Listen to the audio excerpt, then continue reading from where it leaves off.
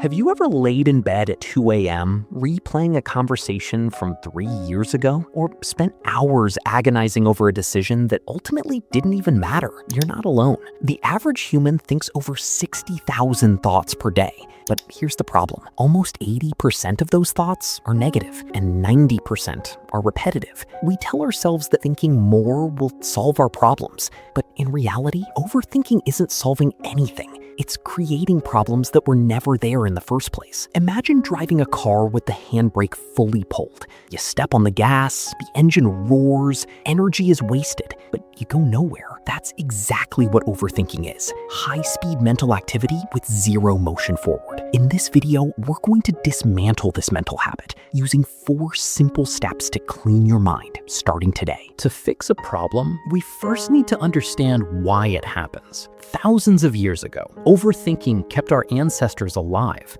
Anticipating danger, like a predator behind a bush, was a survival skill. Your brain is hardwired to scan for threats. When your brain encounters uncertainty, it panics. It treats an unanswered text or a career choice with the same biological threat level as a predator in the wild. So it creates worry loops, thinking that if it analyzes the problem enough times, it will keep you safe. But analyzing a storm won't stop the rain. To break the loop, you don't need to stop thinking. You just need to change how you process thought. Step number 1, externalize your thoughts. Your brain is a processor, not a storage unit. Short-term memory can only hold about 4 or 5 thoughts at once. When you overthink, you try to store dozens, and your mental CPU overheats. The fix is simple. Never solve a problem inside your head. Whenever you feel overwhelmed, grab a physical piece of paper and a pen. Set a timer for 5 minutes and write down every single thought in your head. The moment ink touches paper,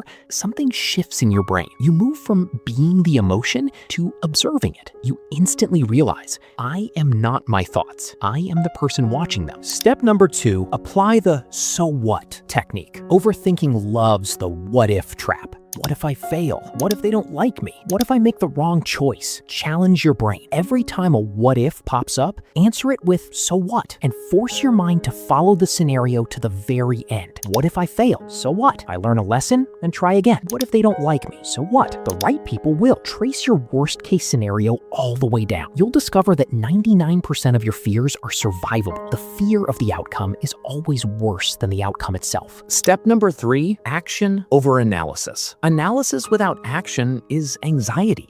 Action is the ultimate antidote to overthinking. The longer you sit and debate whether to start a task, the more resistance your brain builds. When you catch yourself stuck in analysis paralysis, count down 5, 4, 3, 2, 1, and take the absolute smallest physical action possible. Don't aim to complete the whole project, just open the document. Don't aim to clean the whole room, just pick up one item. Motion creates emotion. Once momentum starts, overthinking starves. Step number 4. Embrace 80% certainty. Perfectionists are chronic overthinkers because they wait for 100% certainty before making a move. But absolute certainty does not exist. Decisive leaders make choices when they have about 70 to 80% of the information they need. A flawed decision made quickly can be corrected, but a decision delayed forever costs everything. Give yourself permission to make mistakes. B- execution beats A+ overthinking every single time. Your mind is like a garden. If you don't actively plant seeds of focus, weeds of overthinking will automatically grow. You don't need a complicated life overhaul. Just pick one rule today, write it down, take action in 5 seconds, and let go of the need for perfection. If you found this video helpful, hit the like button and subscribe for more clear, simple perspectives on daily life. Thank you for watching.